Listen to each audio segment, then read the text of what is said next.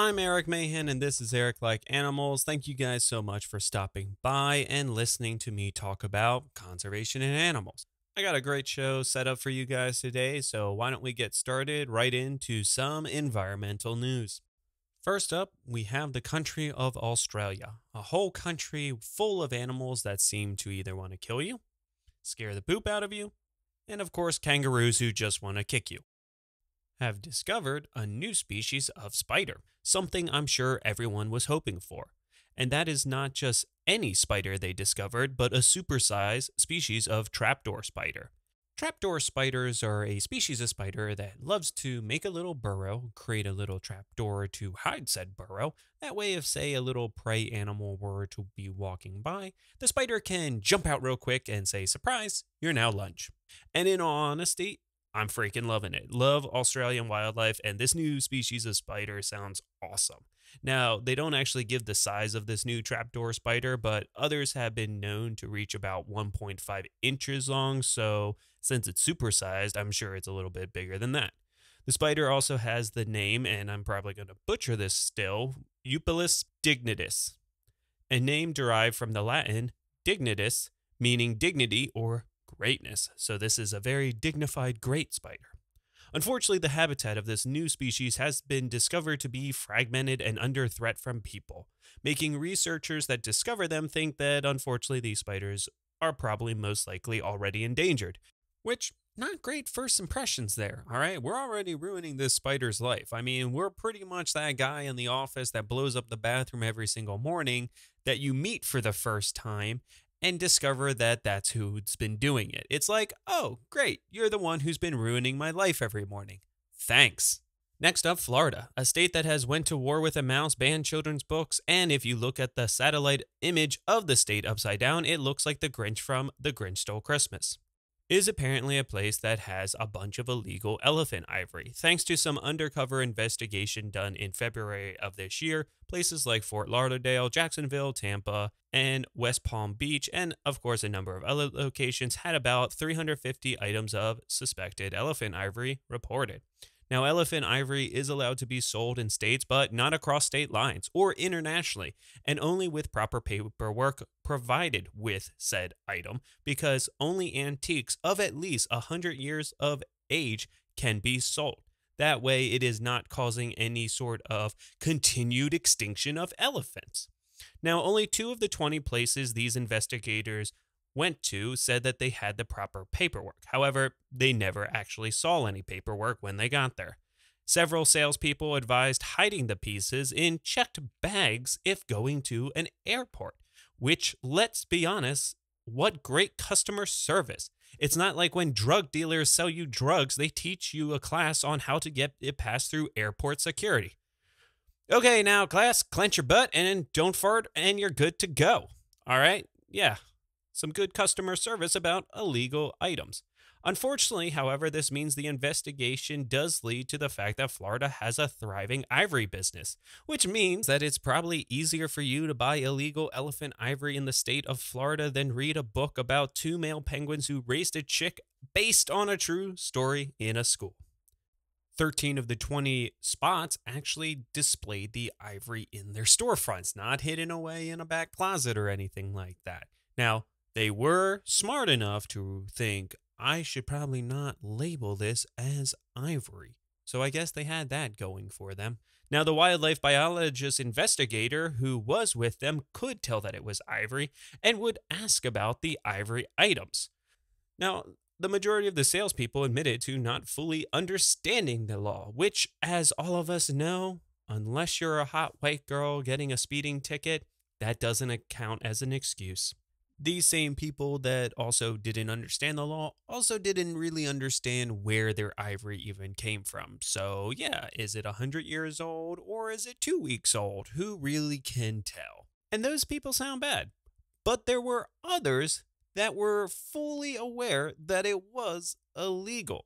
And they would say, yeah, it's illegal, blah, blah, blah. Thousands of elephants die, blah, blah, blah. But just look at this craftsmanship. This is something, if you put in your household, all of your 80-year-old friends are going to become super jealous about. So how can I wrap this up for you today? Then finally, since we just had Easter, and Easter is a holiday that makes us think of chicks and eggs, and of course, bunnies. And did you know that other countries think the same? Like New Zealand. Every Easter, they think about bunnies. They think about how many bunnies that they can kill in one single day. Because New Zealand has something called the Great Easter Bunny Hunt, where hunters compete to see who can shoot the most rabbits. And in 2022, the hunt called about 12,000 rabbits. And before you get your panties in a bunch, it's because New Zealand has a serious bad bunny problem. Bunnies were introduced to New Zealand and are not a native species. They not only are devastating the environment, they are devastating the agriculture of New Zealand as well. Bunnies cost New Zealanders apparently $50 million in lost agriculture production and cost around $25 million in just keeping up with pest control. Unfortunately, due to the extreme dry weather and fire risk, the Great Bunny Hunt was canceled this year, mainly due to human safety concerns. But unfortunately, the bunnies aren't going to take a break because rabbits, well, they kind of breed like, well, rabbits.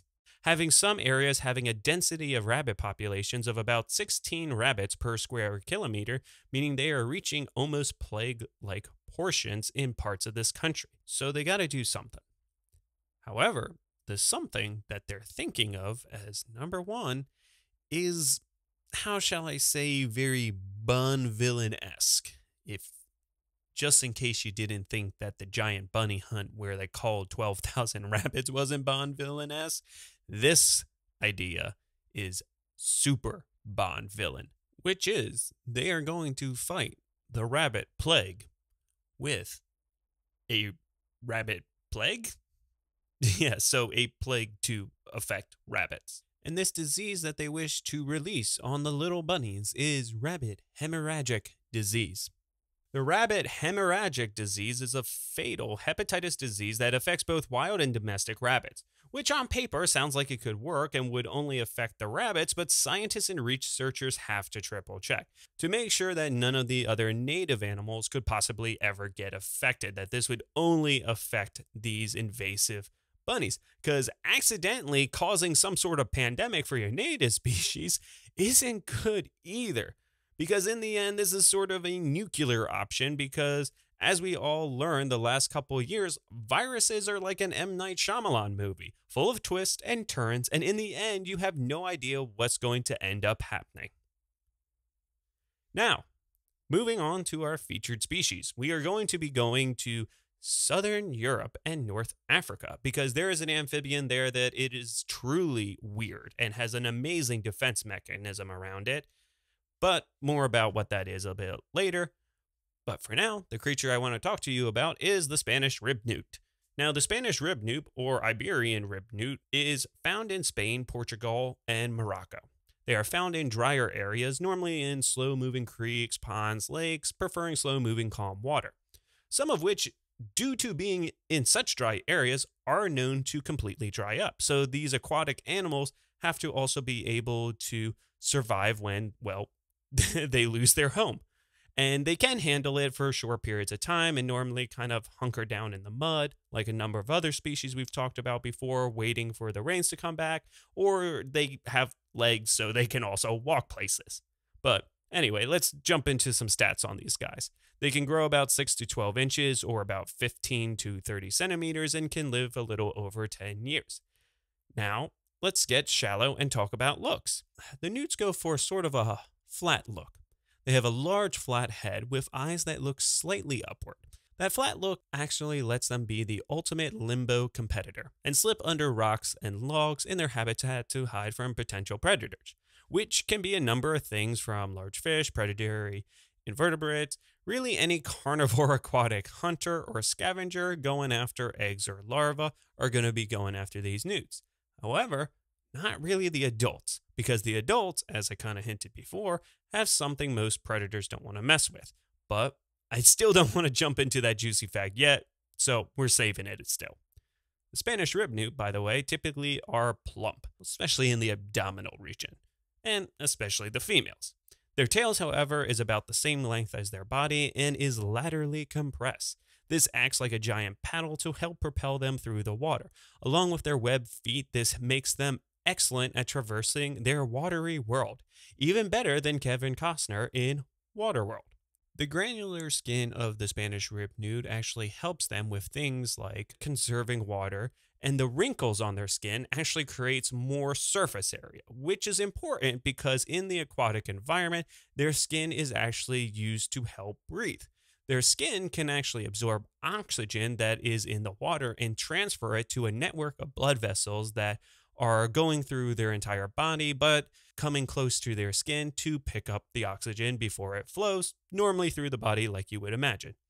Now, this is very handy for all newts, not just Spanish ribbed newts, but most newts, of course, just like them, also have lungs, since they do prefer to stay in the waters, but newts like to be prepared, especially for the Spanish ribbed newt, in case their water source dries out. Either they can stay there and wait it out and hope that they don't become too dry, or they can migrate to another water source. Okay, side note time. I know it's so alluring to pick up amphibians in the wild, but as I just stated, they use their skin a lot of time to help them breathe, especially in the water. So their skin is very sensitive. And for these purposes, it's pretty much a set of lungs. So when you pick them up, you're basically touching their lungs with all the dirt and grub and boogies on your dirty little hands. So, be kind sometimes and just look and don't touch. And I know not touching is going to be hard because Spanish newts have such a pretty color of dark to dark gray. But don't let that bland skin fool you because that newt's skin is full of booby traps. Straight up Indiana Jones going into a temple looking for a golden idol level of booby traps. Because Spanish ribbed newts do produce a toxin on their skin that would be only slightly irritating to humans, but is toxic enough to kill a mouse. Now, the toxin is not really meant to kill. It's designed to taste bad, cause issues for a predator so that they either spit out the newt or make sure that they never eat those newts again, because it sucks so much that they would rather starve to death than ever touch a newt again. Hence, like I said, why many predators don't go after adults. And if the toxic skin isn't enough, they have a set of booby traps all along the sides of them to really push along the fact that they're not edible. Along the sides of the Spanish ribbed newt, there are these organ bump things referred to as either a wart or a tubercle, which, if they get scared and need to defend themselves, they can flex in a way that these tiny little spines actually break out of their skin and help defend them, and even help to push the toxins on their skin into the bloodstream of the predator, making it more irritating to them. Now, these spines, by the way, are actually parts of their ribs, hence why we call it the Spanish ribbed newt, or another name, the spiny ribbed newt. Really making sure if any sort of predator were to go after them as prey, that they very quickly regret that. But don't worry, they're not always the prey. They are sometimes the ferocious predator as well, and they do have quite an appetite. They will go after things like a variety of smaller fish, invertebrates, and even known to go after carrion, aka the decaying flesh of animals, but I sound like less of a psychopath if I just say carrion. During the mating season, which occurs in the spring, the males will develop a reddish hue to them, along with developing nuptial pads, which are found on their front legs.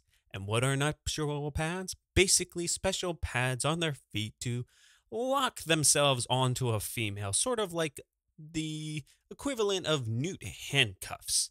Now, this is not because they're into weird stuff, but newt breeding is kind of crazy, because the male amplexes the female, which is just amphibian sex positions, which just means the male gets on the female and basically holds on, because he needs to hold on tight because it's like a bull ride for him. But besides a bull purposely trying to knock him off, imagine like 40 other cowboys trying to throw you off in an arena with 20 other bulls all going crazy. That's sort of how it is like, but hence why he has nuptial pads. Now, once the male has deposited a spermatophore, a sort of little packet of sperm, near the female's cloaca, the eggs will begin to fertilize and the pair will break apart. And in about a week, the female will then lay her eggs, which may number up to 200 to 1,000 per season. Now, depending on the age and size of the female, she will deposit these in clumps of 15 to 20 on submerged vegetation, rocks, branches, or just simply plop them right on the bottom, wherever you can. And in about 7 to 10 days, the eggs will normally start to hatch. And when they hatch, they're a little tiny larva, which is about 10 millimeters long, and they sort of look like a small whitish tadpole. But in simply a couple days, they will turn from a whitish looking tadpole to a gray looking tadpole with feathery gills coming off of their neck, which is quite noticeable at this point. Something many salamanders and newts have in larva form, by the way. This kind of makes them look like they have a little lion mane to them, but it actually helps them breathe this way. At this age, they are extremely ferocious eaters, which is saying something because the adults are pretty ferocious eaters to begin with. But the young, because they are growing, they are even more so. Getting so hungry, they will even eat each other, putting a whole new spin on how bad hangry some creatures can get. At 3 months of age, they will start to lose these gills and then will actually start popping out their legs. And at this point, they're probably about half the size of the adult. Some have been known at about 10 months of age to be fully grown at this point and actually able to start to breed themselves.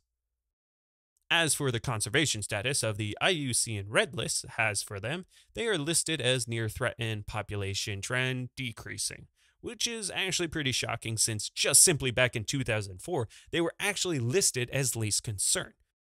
Now, okay, so what have we been doing wrong now that is messing up with these sharp-sighted newts, you may ask? Well, we got some classics here, like urban and agricultural development, which of course bring pollution problems, loss of habitat problems, and a personal favorite, the redirection of water for the needs of many different things we humans need, like the golf courses. Because we don't care if it's a dry area that says, no, you can't build a golf course here. We always are like, yeah, I'll show you, and just steal all the water from the surrounding areas so we can go play golf in the middle of a dry desert or scrubland. We also do sort of have some pet problems with these guys because they are very popular in the pet trade, which many of you may be thinking, why would you want an animal that can stab you with its ribs? Honestly, the reason why you're saying you wouldn't want it because of that is exactly why others are saying, yes, I want that. Luckily, however, these are bred in captivity fairly regularly, and the need to take them from the wild is almost non-existent. But just make sure and always be aware, if you have to have a pet, do your research. Know before you buy and make sure you're not causing a major environmental devastation. Now, moving on to the big stinker for these guys, invasive species. Mainly crayfish and largemouth bass, because they love the yummy taste of newt eggs and larvae.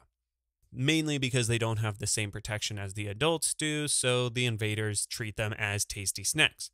However, the main reason for crayfish being in Spain was because they're tasty snacks. They were introduced in the 1970s to supplement the aquaculture/fisheries, kind of like how we introduce rainbow trout to areas for fishing purposes. However, just like the rainbow trout, they're both not native in the areas they're normally put in. But unfortunately, back in 1970s, they didn't realize that the crayfish, unlike the rainbow trout, really could kind of settle in and just take off and flourish and become an invader versus a fun fishing thing. Also, since the crayfish can, if needed, come on land quickly to get to a new water source, areas that wouldn't normally have fish or other invertebrates in it because it's just a puddle where the newts decided to lay their eggs, nothing is kind of out of reach for the crayfish to come and eat the delicious eggs. And these crayfish are voracious and aggressive eaters. Now, as for the bass, similar issues. They were introduced in the 1950s as a popular sport fish that also could handle the warmer, more urban water climates versus using things like trout. Now, the bass are also very voracious, aggressive hunters as well, and also started wiping out eggs from the newts. However, unlike the crayfish, they couldn't simply walk across the lands to get from one area to the other, but they had people to help them out. And of course, since many waterways are actually connected, they had plenty of room to spread out and pretty much get everywhere.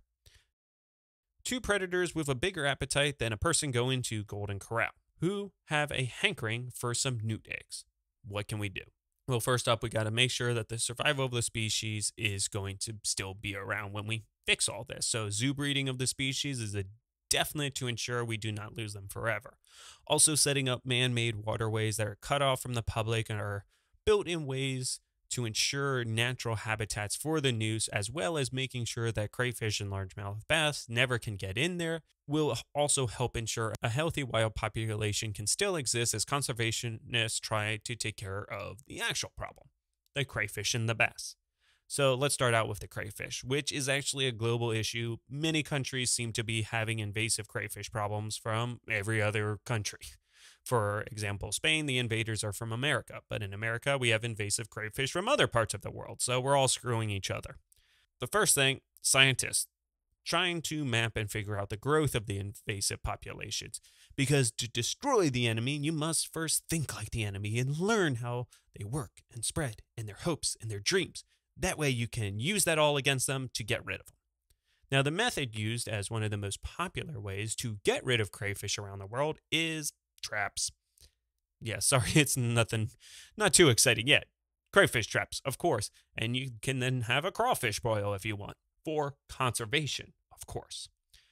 Also, other things you can try to do is ID potential native fish or other predators that actually would eat the invaders, and then encourage them to be a bigger presence. So if you have a fish, for example, that is a popular sporting fish, can put a stop to maybe fishing of that fish for a while. That way their population can increase, and that means more hungry fish that eat crayfish to try and devastate the invasive crayfish going around.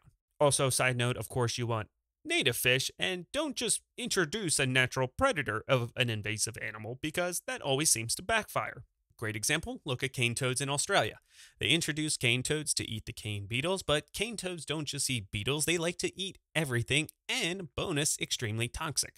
So Australia now has to deal with an introduced cane toad, who really didn't even end up eating the beetles that much anyway, and are now considered way more devastating than the beetles ever were. So yeah, native animals that are eating them are what you want to focus on and try to encourage to increase their population. Now, the more extreme method, sort of nuclear method here, is to poison the water with chlorine or put so much carbon dioxide in the water they get driven away, or line the shoreline with materials that make it hard for them to try and bury and build nests. But these are nuclear methods because you end up destroying sort of everyone in the process. This method, I would suggest, only be working on things like a pond that is normally cut off from other waterways, because you would then collect everything from the pond that is native, try and save as many of the different species, kind of build your own little Noah's Ark method of plants and animals that are found there. Then you nuke, or in this case, chlorine bomb the area, create the dead zone, wait for the chlorine to evaporate, and then start introducing everything back. Yes, other things in the pond that you didn't collect will die, but in the long run, you are then having a crayfish-free pond, which in the long run might be better. But like I said, nuclear option. A couple others you want to try first. Also, this should only be done by trained professionals who have permits and permission from the government to do this. Don't just go out and chlorine bomb wildlife, because if done wrong, yeah, you can really mess up and cause harm to not just the plants and animals, but you. So yeah, let the trained professional do it. Hence why it's a nuclear method. As for the largemouth bass, however, there are a couple methods used for controlling invasive fish populations. Yes, there are chemicals like the crayfish as a nuclear method of dealing with it, along with setting up traps and nets, which I would also consider kind of nuclear, because using of chemicals, as we just talked about, yeah, it's not going to just target the bass. But same can be said with the nets, because unlike people, nets aren't prejudiced and catch all fish equally, meaning native fish can get caught up and yes, can be released alive, but like all bycatch, can also get hurt or even die in the net as they wait to be released again. Targeted netting, however, has been proved to be effective and reduce the amount of bycatch. So instead of just throwing a net out and waiting, what they're doing in places like Japan, who also have a major bass problem, is they will purposely target bass spawning sites. And because the bass are super aggressive, the only ones that are really going to be there are bass themselves. Because when there is multiple fish all busy focused on spawning, the creepy scientists watching from the bushes can jump out real quick and net them all. And that way, all that the net is catching is the bass during, well, their them spawning. And luckily for the creepy scientists watching from the bushes, the fish spawning, it is fairly easy to know the areas where the spawn will take place. Normally, bass will clear out an area on the bottom of the lake, stream, creek, wherever they're breeding, and it is fairly noticeable and is a pretty easily spotted nest, even from up above the water. Another interesting method, which sounds like the worst, but surprisingly maybe the most humane method, is shock method. So this is used with other invasive fish species, and what happens is they use a wand or some sort of device that they put in the water, and this device sends out a low charge that attracts fish to it.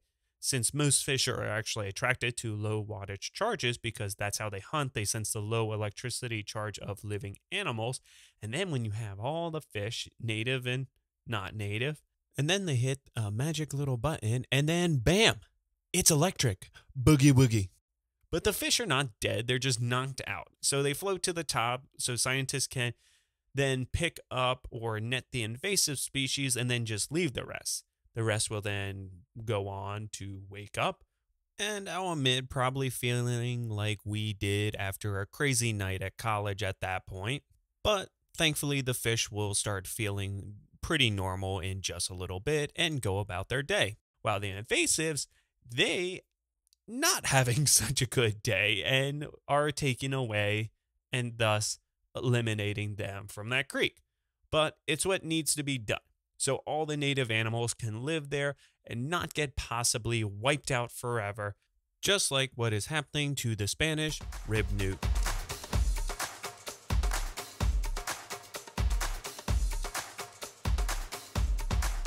And that's the show. Thank you guys so much for hanging out with me as I talk to you guys about the amazing pokey little newt, the Spanish Ribbed Newt. As always, make sure to check me out on Facebook, Twitter, or TikTok pages, or you can just reach out and say hey through my email at ericlikes.animals@gmail.com with questions, cool animal pics, or like I said, just say hey. Also, please make sure to share the episode with your friends and family on whatever social media network you use, because that's super helpful to get more listeners for me. And also make sure to rate the episode or the podcast itself on whatever listening platform you use, because all of that also helps out with their special algorithms to make sure that other people can find the podcast. But once again, thank you guys so much for listening, and I will see you all next time.